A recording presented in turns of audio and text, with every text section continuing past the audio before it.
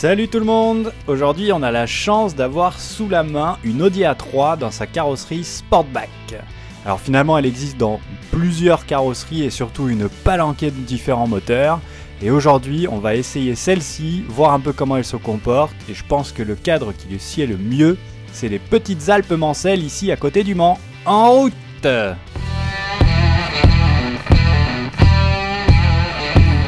Navigation. Où souhaitez-vous vous rendre? On va faire S, 40 km, Saint-Léonard-des-Bois. C'est parti! Lancez le guidage.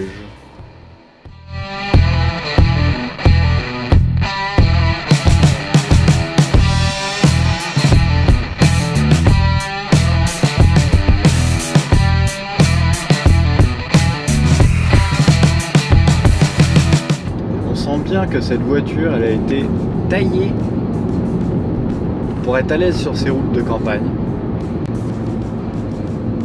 Saint-Léonard-des-Bois. Allez, on va se prendre un petit café. Finalement, cette petite A3, ça reste quand même une familiale. Surtout dans cette carrosserie Sportback. Petit break de la gamme Audi. C'est pas non plus une A6 ou une autre grosse break, c'est un petit break familial. Mais personnellement, j'ai un enfant et tout passe. À l'arrière, je peux mettre le siège auto sans trop de difficulté. Siège avant, il est réglé, on va dire, pour un adulte moyen.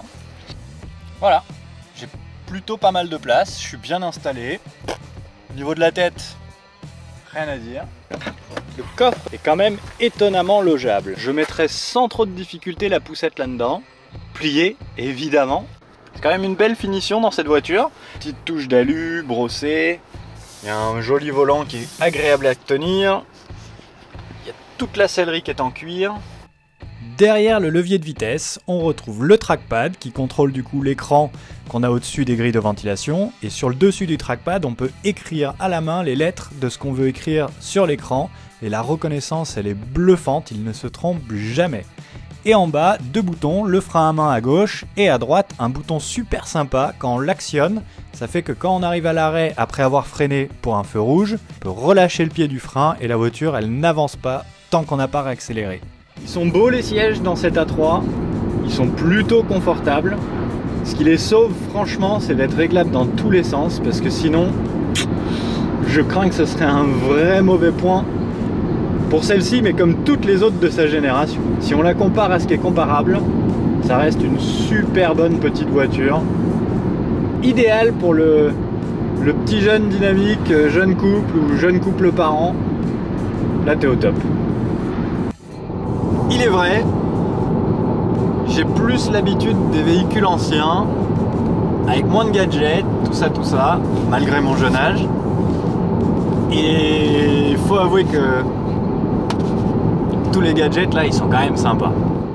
À commencer par le petit message d'intro quand on démarre la voiture avec l'écran qui s'ouvre, l'A3 comme si on ne savait pas qu'on était dans une A3 et le petit clin d'œil que nous fait la voiture à l'écran. Et quand on éteint la voiture, on a des rappels de ce type. Qu'est-ce que j'ai oublié dans la voiture? Votre téléphone portable est resté dans le véhicule. Un design de clignotant simplement sublime, mais aussi... J'ai beau être jeune, mais je suis un peu vieux jeu quand même. J'aime pas quand la voiture elle s'arrête toute seule. J'ai l'impression d'avoir calé, j'ai l'impression d'être un conducteur novice. C'est le start and stop. Je veux plus d'écran, je cache l'écran. Je veux plus de GPS, je me remets les gros compteurs. Je veux savoir l'heure, hop, j'ai l'heure. Tiens, je suis en train d'écouter quoi comme musique? Et j'ai tout en pressant quelques petits boutons sympathiques ici en bas. Franchement, c'est exceptionnel. J'ai l'impression de conduire un ordinateur. La boîte auto chez Audi, la dernière génération de la boîte auto, c'est un régal. Rien de plus classique qu'un compartiment moteur bien rempli, avec le fameux moteur TFSI développé par Audi il y a quelques années, dont ils sont un peu fiers, il faut l'avouer. Mais ça tombe bien, c'est un bon moteur. Donc c'est TFSI pour turbo, c'est un 4 cylindres en ligne, 1,5 litre, 150 chevaux et surtout 250 Nm de couple qui propulse cette jolie petite bête à 100 à l'heure en 8 secondes et des poussières. C'est pas le modèle avec la vocation la plus sportive qui soit.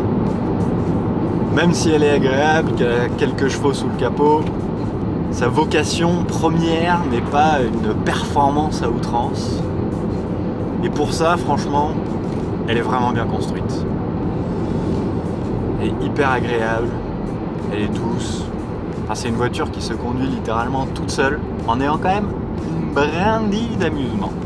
Et ça, c'est quand même cool.